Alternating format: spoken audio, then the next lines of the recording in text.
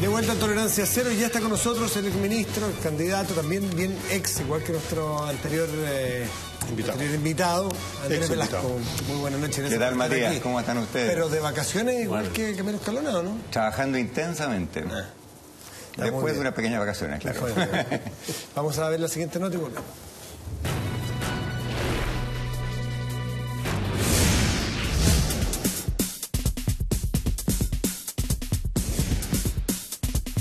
Mientras algunos miraban al cielo y veían cómo pasaba uno de los aviones más grandes del mundo, en el Ministerio de Hacienda se analizaba la primera de las reformas del gobierno de Michelle Bachelet, valorada por el oficialismo, criticada y puesta en duda por la oposición, y también por el empresariado. Las reformas tributarias, si no cuidan la inversión, si no cuidan el crecimiento, evidentemente pueden afectar, porque eso es obvio. Preocupémonos de cuidar el empleo, preocupémonos que las empresas no se endeuden más. Los cambios fundamentales contenidos en el programa de gobierno tienen una base fundamental, la reforma tributaria. El ministro Alberto Arenas tiene en sus manos uno de los mayores desafíos, sortear las críticas y sacar adelante uno de los proyectos con forma de llave maestra para la moneda. Aunque el trámite puede ser sencillo, solo se necesita mayoría simple en ambas cámaras. Hay una estrategia de cooperación estratégica entre el sector público y privado, de anteponer las diferencias legítimas que pudieran existir con el bien común y con lo que efectivamente Chile necesita. Y aunque algunos economistas tienen la cabeza puesta también en conseguir un anhelado objetivo. Está sonando mi teléfono. Mi ringtone, gracias. Te llamo al puesto con un periodista.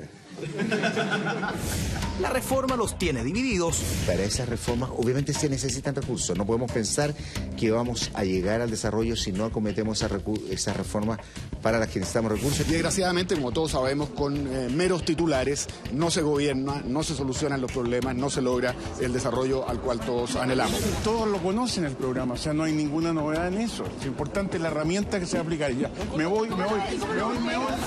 Cambios en los tributos que tendrá como objetivos financiar la reforma educacional, las políticas de protección social y reducir el déficit estructural, aumento de un 20 a un 25% a los impuestos a las empresas y la eliminación del FUT. Son parte de los cambios radicales. Un golpe bajo para las empresas y algo que puede generar dudas en diversos sectores de la sociedad. Bueno, toda la duda del mundo, hasta que no se vea cuáles son los contenidos. En buena fe hay que esperar los proyectos para poder analizarlos en su mérito. Ya el aumento de impuestos del 17 al 20 generó, por el sistema de impuestos diferidos, generó resultados bastante negativos, así que la prudencia llama a que es razonable lo que se piensa hacer. Bueno, Dijo y se rió. Andrés Velasco, el empresariado ya ha mostrado sus cartas sobre la propuesta, porque no se sabe todavía el detalle. De hecho, se sabe mañana, ya se empieza a conocer el proyecto de reforma tributaria. Pero yo en simple, para que entendamos hasta yo, digamos, la eliminación del FUT y el aumento del impuesto de las empresas del 20 al 25% pone en riesgo el funcionamiento de nuestro país, pone en riesgo el desarrollo de nuestro país, o es una laraca. Mira, las posturas tremendistas nunca son buenas. Yo creo que hay dos tipos de posturas tremendistas que yo al menos no comparto. Hay gente que dice que tú le tocas una coma al código tributario y el mundo se viene abajo. Eso es falso. Hay gente que dice que todo incremento de impuestos es bueno. Eso también es falso. Entonces hay que ver los contenidos. Tú me preguntas por dos cosas muy concretas. ¿Creo yo que es el fin del mundo si las empresas pagan más? No. De hecho, cuando yo era precandidato también propuse una alza en la tasa que pagan las empresas. El FUT es un asunto aparte. A mí me resulta un poco peculiar, por decirlo menos, que una cosa tan enrevesada como el FUT se haya transformado en un artículo de fe, ¿no es cierto? Algunos que se inmolan por su mantención, otros por su eliminación. Eso ya es un poquito raro. Pero es un mecanismo que ha sido abusado groseramente, que tiene forados gigantescos que hay que corregir, pero a mí me parecía mejor corregirlo que eliminarlo. Ahora, si se va a eliminar, por razones políticas o por las razones que sea, hay ciertas situaciones que hay que corregir. Te doy un ejemplo. Podría ocurrir, si tú eliminas el FUT y no haces nada más, que una viuda de clase media que tiene unas pocas acciones que heredó, por ejemplo, y que no ha recibido un peso en dividendos de la empresa cuyas acciones tiene, bueno, si la empresa gana plata, la viuda tiene que pagar un impuesto por plata que no recibió. Entonces eso no se sostiene. Podría ocurrir, por ejemplo, que una empresa chica, una pyme, y creo que el foco aquí tiene que estar en preocuparnos de las pymes, con la tasa del 25%, pague un impuesto del 25%, le preste plata al fisco hasta mayo del año siguiente y después la recupere porque el dueño paga menos de 25%. No tiene ningún sentido que un pequeño contribuyente le esté prestando al fisco a interés cero, ¿no es cierto? Entonces, hay un montón de asuntos que ver. Resumen, es clave que esta reforma, que es necesaria, lo quiero decir con todas sus letras, la última vez que estuve aquí creo que lo dije, el Estado de Chile necesita más plata. Necesita plata para la educación, para fomentar el empleo y para varias cosas más. Creo que una cosa bien básica de las finanzas públicas es que si tú vas a gastar más plata permanentemente, tienes que tener más ingresos permanentes y en las finanzas públicas eso se llama impuestos. La plata no cae del cielo, ¿no es cierto? Pero los impuestos se pueden poner bien o subir bien o menos bien. Perdón, pero es que en la disyuntiva muchos dicen, claro, con crecimiento, pero el problema es que para algunos este cuco del food fundamentalmente tiene que ver, y los impuestos en general, pero el food es que va a afectar duramente, que es un knockout a la inversión. Mira, te digo lo que me preocupa respecto a la inversión. Te digo lo que me preocupa respecto a la inversión, mucho más que lo que se puede hacer con la reforma tributaria, donde, insisto, hay que ver los detalles y preocuparse que resguarde a las pymes y a la inversión y al ahorro. Ojo, en Chile el 60% del ahorro viene de las empresas. Si las empresas ahorran menos, eso es menos plata disponible para invertir y crecer. Pero mucho más que eso, Matías. Mucho más que eso. Me preocupa, por ejemplo, las declaraciones del ministro de Justicia, José Antonio Gómez, esta semana. Porque cuando un ministro de Estado dice, a título personal, a mí me sigue gustando la Asamblea Constituyente, creo que nos da una señal de incertidumbre muy, muy preocupante. Yo fui Felipe, yo fui ministro de Estado 4 años. Y les quiero decir que sé muy bien que un ministro de Estado está ahí para impulsar políticas de Estado. No para darse gustitos personales, no para decir a mí me gusta o no me gusta tal cosa. Esos son preferencias personales que no tienen espacio en una política pública bien hecha.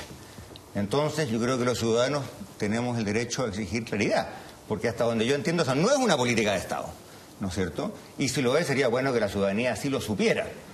Pero bueno, el programa se ha vuelto algo medio, ¿no es cierto?, sagrado. Bíblico. El programa en este punto no es meridianamente claro, digámoslo.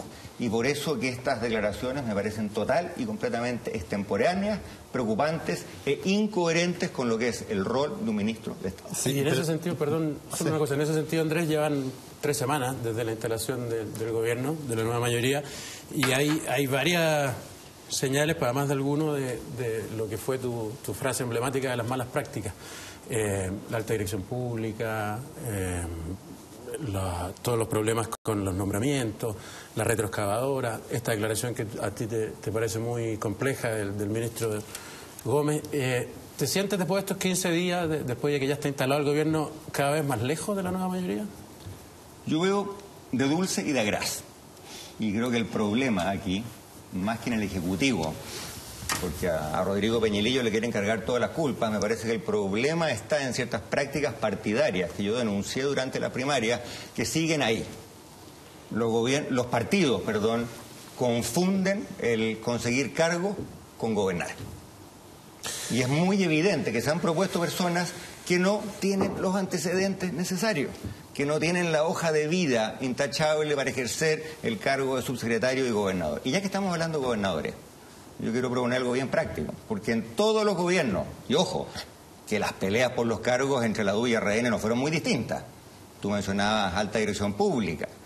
Sebastián Piñera echó a 60% de las personas que habían sido nominadas por concurso público. Así que cuando yo veo a los diputados de la UDI y RN rasgando vestidura, parece grotesco el espectáculo. Pero en materia de gobernadores, esta no es la primera vez que pasa. Yo propondría que terminemos con los gobernadores. Es un cargo que se ha prestado históricamente para ubicar operadores políticos. A mí me parecería mucho mejor que en las áreas metropolitanas grandes tengamos alcaldes mayores, porque en Chile tenemos serios problemas de Centralización. de gestión municipal en las grandes áreas urbanas. Los gobernadores no tienen una función clara, se han prestado para abusos políticos. Terminemos con esa función, ahorremos una plata al fisco y vamos a la figura de alcaldes mayores, que es mucho más atingente. ¿Cómo estás, Andrés? Eso que estás proponiendo me recuerda una frase de mi madre que decía: este tipo quiere cambiar Chana por Juana. O sea, si las malas prácticas, que yo creo que son simplemente las prácticas políticas eternas en la política de todos los tiempos, están vinculadas con los gobernadores, el día de mañana estarían vinculadas con los alcaldes mayores. No, porque los alcaldes mayores se eligen, pues, Fernando. Bueno, pero no los ponen a dedo, muy distinto. Pero las mecánicas electorales bien sabemos que también están repletas de malas prácticas. Podemos hablar de eso. No nos engañemos con Podemos hablar de eso, pero claramente elegir a dedo y elegir popularmente no es lo mismo. Yo sé que tú tienes una explicable identidad sentimental con la frase malas prácticas, porque tú la acuñaste y ha sido exitosa, circula como moneda de cambio. Sentado no aquí, sino que por el lado allá de esa mesa, si mal no recuerdo. Bueno, pero yo creo que hay algo peor que las malas prácticas, que yo insisto que creo que son simplemente las prácticas políticas de todos los tiempos, la repartición de cargos, la pelea por los acuchillazos, por los pitutos. Eso, claro, uno lo puede comparar con una política en los campos elíseos, pero en la realidad siempre ha sido. Pero yo encuentro que en cualquier caso, lo que es peor son las prácticas tontas, no las prácticas, pero las prácticas tontas. Y yo quiero preguntarte si dentro de esas prácticas tontas podríamos incluir alguna de las que, por ejemplo, conversó acá recién Camilo Escalona. Dijo una cosa bastante fuerte a mi gusto, desde el punto de vista político, y que creo que no sé si la dijo tan claramente antes o no me acuerdo. Esto de que la Asamblea Constituyente no tiene por qué estar al medio, al centro del esfuerzo de este gobierno, porque hay un montón de problemas que él mismo enumeró. Yo quiero preguntarte si tú también estás con esa, me parece que sí, en esa idea de que el tema de la Asamblea Constituyente no es el centro, sino que es la educación, por la razón. Y que respecto a este segundo punto, no hay absolutamente ninguna claridad respecto a la calidad propiamente tal. De plata sí, de calidad prácticamente cero. Frases nada más. Toco los dos temas, Asamblea Constituyente y educación. Ya. A ver, yo creo que Chile necesita cambios políticos profundos. Tenemos que elegir a los intendentes, tenemos que acabar con el binominal, tenemos que arreglar o eliminar el nexo fatídico que hay entre plata y política, por mencionar solo tres, reformar los partidos políticos, etcétera. Algunos de esos cambios son constitucionales, otros no son constitucionales. Pero lo que me parece a mí un poquito irónico, para elegir una palabra leve, es que la clase política que ha sido incapaz de hacer modificaciones políticas pequeñas, por ejemplo, los diputados reciben dieta cuando no van a la sala. Que se acabe eso. Y sin embargo, ese cambio no se ha hecho. Una clase política que ha sido incapaz de cambiar ese detalle, nos promete una constitución nueva de pe a pa. Creo que hay que preguntarse por qué no proceder de otro modo y decir, vamos a lo concreto. Ejemplo, van quedando muy pocos en Chile, en la UDI mayormente, personas que digan, oiga, el binominal es una maravilla, el binominal es un mal sistema. Yo propongo algo muy concreto. Dejemos esta gran discusión ahí a un costado, por lo menos, y vamos a un proyecto de ley que modifique de verdad el sistema binominal. Y digo de verdad, porque han dado algunas ideas por ahí que le cambien el título a la canción, pero no la letra, ¿no es cierto? De verdad, y que tengamos elecciones competitivas. Me parece que esa es la prioridad, Fernando, respecto de lo político. ¿Vamos a lo otro? Vamos a lo que Mira, tú dijiste algo que yo comparto. Yo creo que la discusión, y no solamente en los últimos 15 días, sino que en los últimos 3 años, ha sido sobre plata, y la educación, yo fui profesor universitario, 25 años, es mucho más que plata.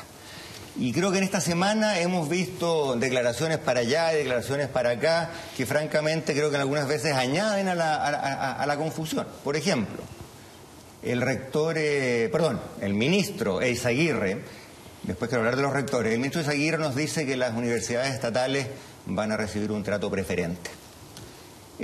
Yo soy hijo de 2 profesionales de la Universidad de Chile. Entiendo muy bien la labor clave que juegan las universidades estatales. Pero me habría gustado escucharle a Nicolás Eizaguirre acto seguido hablar de la calidad de la educación estatal y de las tremendas falencias que tenemos en la gestión de las universidades públicas. Porque yo creo que aquí hay un pacto social que está esperando ocurrir. Claro, más recursos, pero a cambio de una revolución en la gobernanza. Eso tiene que ocurrir. Creo que además se da una paradoja muy, muy curiosa, ¿no? Porque prácticamente todos los ideólogos, tanto del cambio constitucional como de las reformas educacionales. Pienso en Fernando Atria, en Claudia Sangüesa. Si ustedes miran el libro, el otro modelo, de los 5 autores, 4 están en universidades particulares, en la Diego Portales, en la Adolfo Ibáñez. ¿Por qué? Muchos de ellos tenían vínculos con las universidades públicas, enseñaron en la Universidad de Chile, y lo digo con dolor, muchos de ellos se fueron. No sé si ellos en particular, pero muchas personas han migrado. ¿Por qué? Porque hay serios problemas de gobernanza. Entonces eso hay que corregirlo de la mano de una inyección de mayores recursos. Ahora, lo mismo ocurre también para las privadas. Porque, ojo, aquí hay responsabilidades de lado y lado. Y cuando las personas se abanderizan y uno defiende en un lado y se olvidan del problema del otro, creo que le hacen un flaco favor a Chile. Ustedes van a tener aquí a Andrés Benítez en el próximo bloque. Andrés Benítez escribió una columna muy provocadora el otro día diciendo que las universidades chilenas privadas aspirarían a ser como Harvard. Y decía algunas cosas que yo comparto y algunas que no comparto. Las cosas que decía que yo comparto, que efectivamente en las universidades privadas se puede hacer buena investigación. No siempre se hace, pero el potencial está ahí, y si hay buena investigación, el Estado debe ponerse con las lucas, al igual que en la pública. Pero Andrés Benítez, creo yo, omitía una cosa. Hay una diferencia fundamental entre las universidades privadas de Chile y las grandes universidades privadas del resto del mundo. Las universidades privadas en Chile tienen dueño.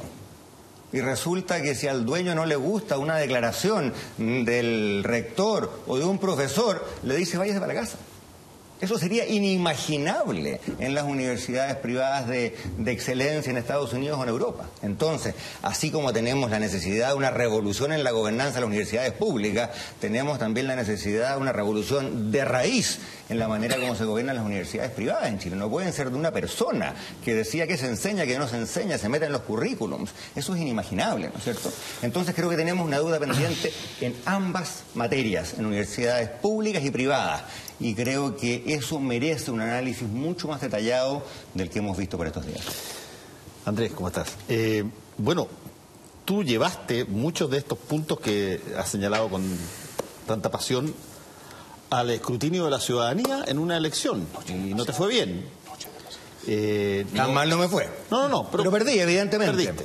Sin embargo, el tan mal no te fue se puede ver quizá validado porque mucha gente que estaba en tu movimiento forma parte hoy día del gobierno de la presidenta Bachelet. Luis Felipe Céspedes, está Marcelo Mena, que estuvo contigo, y tienes por ahí 2 o 3 personas más, supongo que la pregunta es, ¿esas personas están de alguna forma llevando adelante las ideas que tú planteaste con el gobierno de Michelle Bachelet, o esas personas van a llevar adelante las ideas del programa de Michelle Bachelet, incluso en algunas áreas donde eventualmente puede hacer que no estén de acuerdo con lo que tú puedas plantear? ¿Qué tanto se influye desde tu movimiento en el gobierno de Michelle Bachelet? Tú me dices, hay gente vinculada a nuestro movimiento que está en el gobierno, y yo te respondo que bueno que así sea, y lo he dicho más de alguna vez. Yo creo que a Chile le va bien cuando a su gobierno le va bien, y lo dije más en más de alguna oportunidad, esas personas tienen la libertad para incorporarse, lo tenían en su momento cuando le ofrecieron esos cargos. Ahora, yo hago una distinción, porque lo que dije respecto de José Antonio Gómez no es solamente respecto del ministro de Justicia, respecto a toda persona que está en el Estado. La persona que está en el Estado está ahí para llevar a cabo unas políticas de Estado que se deciden en conjunto, no las decide el ministro por sí y ante sí. Ahora, algo muy distinto, Fernando, es el papel de quienes no estamos en el Estado, porque yo creo que la mejor manera de ser leal es decir las cosas como son. Y cuando uno ve una política que es buena, celebrarla, y cuando uno observa una declaración que no le parece afortunada, decirlo. Creo que esa es la mejor manera de colaborar a que ojalá que a Chile le vaya bien y al gobierno le vaya bien. Está bien, pero mi pregunta tiene que ver con que si tú adviertes que la inclusión en este ámbito que hemos estado hablando, de donde intervienen los partidos, donde intervienen las personas que han participado con Michelle Bachelet desde siempre, la inclusión de esas personas que responden a tu movimiento, Fuerza Pública, y que jugaron contigo bajo tu predicamento en el programa que ustedes construyeron, y que hoy día forman parte del programa de Michelle Bachelet, ¿responde de alguna manera a la, posibilidad de presencia de Fuerza Pública en el gobierno, o ellos automáticamente son personas individuales que van a llevar adelante el programa Michelle Bachelet, calce o no calce? Te respondo con un ejemplo muy concreto. Luis Felipe Céspedes es ministro de Economía y no solamente es un excelente profesional, sino que es una persona que está impulsando una agenda de productividad e innovación que es parte del programa de Michelle Bachelet y que es muy coincidente con lo que yo planteé, y qué bueno que así sea. Creo que si ustedes leen la entrevista del ministro Céspedes hoy día en La Tercera, dice cosas que yo comparto de corazón. Por ejemplo, él dice, Chile se ha quedado atrás en materia de innovación. No puede ser que Chile exporte hoy día la misma canasta de productos que hace 30 años. ¿Cómo se corrige eso? Se corrige con una alianza público-privada. Hay un papel de la política pública y no basta con cruzarse de manos y decir que lo haga la mano invisible. Ahí tienes un ejemplo muy concreto.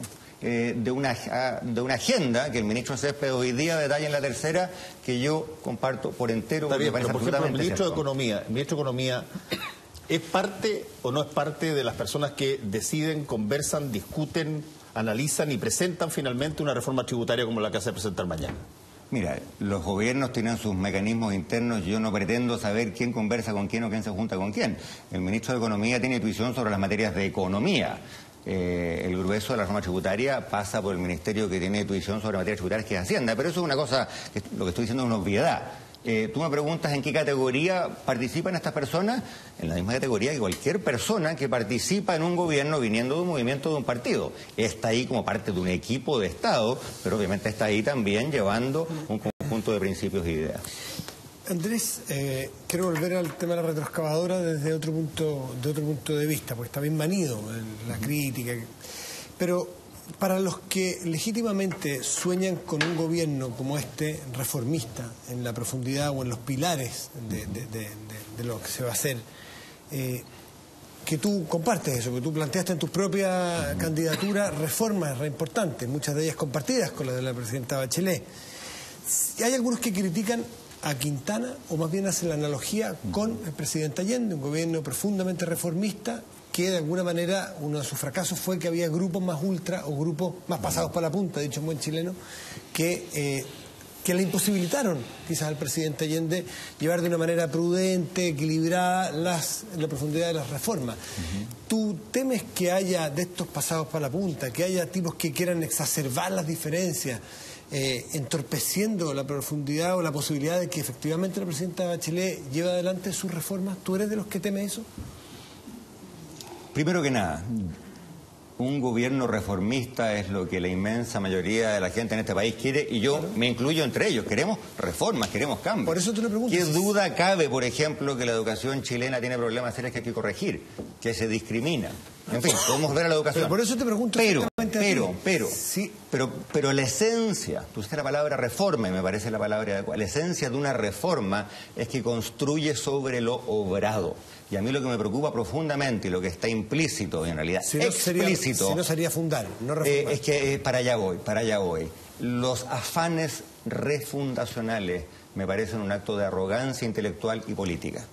A Newton... Arrogancia nomás, sácalo de intelectual. A Fernando le va a gustar esta alusión. Cuando a Newton, que inventó el cálculo diferencial, entre otras cosas, le preguntaron cómo había inventado tantas cosas, cómo se le ocurría tanto. Y el tipo dijo, porque tuve el privilegio de estar posado sobre el hombro de gigantes. Sobre los hombros de gigantes. En la ciencia, los que inventan una cosa lo hacen posado sobre los hombros de quien vino antes. En política es lo mismo. Los países, cuando salen de la adolescencia y entran en la edad adulta, construyen sobre lo que otros construyeron. Pretender que yo le meto maquinaria pesada al sistema y lo que vino antes de mí no vale nada y todo lo invento yo, es mala política. Sí, pero y es una mala manera de hacer las cosas. Pero vuelvo a la pregunta, pues no me la respondes. Si es que a ti... Es que para allá voy. Tú me preguntabas... Porque además tú conoces a la presidenta Bachelet como muy pocos haciendo política. Tú fuiste muy cercano 4 años, quizás algunos dirán el más cercano. ¿Tú temes que la vocación reformista legítima de la presidenta Bachelet pueda verse afectada por estos tipos que tratan de pasar la retroexcavadora y refundarlo todo? Yo temo que los partidos y las dirigencias de los partidos, y este es un ejemplo meridiano de eso, no estén a la altura de lo que en este momento se necesita. Y no nos olvidemos que las relaciones entre los dirigentes de los partidos y los presidentes han sido tormentosas en todos los gobiernos del 90 a la fecha. Guido Girardi le llevó ataúdes a Ricardo Lagos a La Moneda. Carlos Larraín le hizo pataletas a Sebastián Piñera una vez a la semana en el patio de los Cañones, ¿no es cierto? Y por eso que uno ve a la presidenta Bachelet, esto yo no lo sé, excepto que lo veo en los diarios, no tengo ninguna información de ningún tipo, pero llamando a la unidad, porque creo que toda la gente que está en el gobierno tiene muy claro que el gran desafío es que los partidos y sus dirigencias remen para el mismo lado y no estén más preocupados de pedir cargos. Y ahí hay un desafío grande, Matías, que tú lo planteas y que a mí ciertamente me inquieta. Te inquieta. Andrés, perdón, a propósito de que tú mencionas lo que se necesita, las deudas pendientes, la modernización, hemos escuchado, te quiero devolver al tema de la educación, pero hemos escuchado durante todo este tiempo mucho análisis respecto a la educación universitaria, de la educación preescolar, de la educación básica, y yo al menos, no sé si estoy muy perdido, no he escuchado nada sobre la educación técnica, donde supongo que el Estado tiene que tener algún rol, digamos, en términos de definir qué es lo que necesita un país en desarrollo, en términos de técnicos agrícolas, técnicos mineros, técnicos, qué sé yo, eléctricos, lo que sea. Cada vez que se da un ejemplo de lo que queremos ser, se dice Alemania, se dice Noruega, Finlandia, donde la educación técnica es vital. Fue para el desarrollo y sigue siéndolo. ¿Te parece que hay una dejación ahí? ¿Hay un tema que no ha sido tratado suficientemente? Si quisiéramos hablar del desarrollo, no hemos entrado demasiado en lo que va a seguir siendo siempre una élite, que es el mundo universitario. 3 respuestas, Felipe. Sí, sí y sí. Creo que este es el gran olvidado de todo el debate educacional durante la campaña y en los últimos meses. Yo traté de plantearlo, pero confieso, sin mayor éxito. Tú tienes toda la razón. Primero, en Chile vamos a tener en los próximos años una necesidad del país de contar con más y mejores técnicos.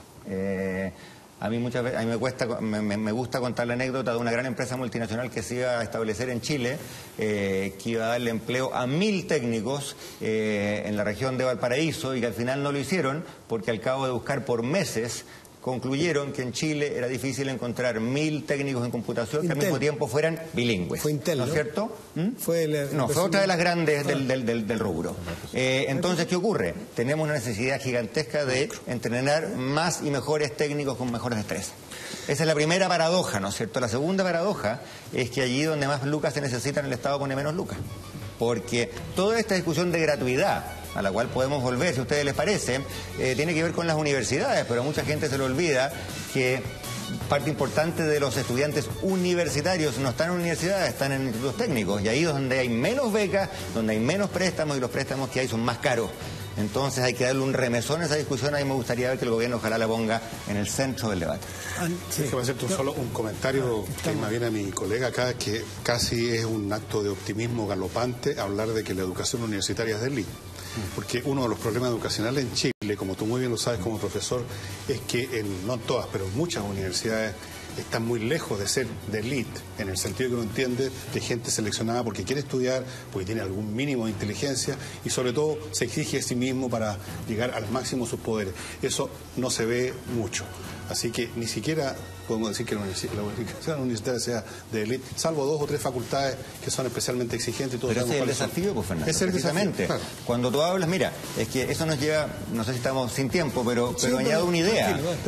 Uno de los grandes problemas de la gestión universitaria, sea en las universidades públicas y privadas, y lo dice cualquier profesor o cualquier rector, es que tienen que pasar el primer año en una suerte de propedéutico porque la educación secundaria en Chile no le entrega a demasiados jóvenes, y especialmente a los jóvenes de los hogares más pobres, las destrezas e instrumentos necesarios para que les vaya bien en la universidad.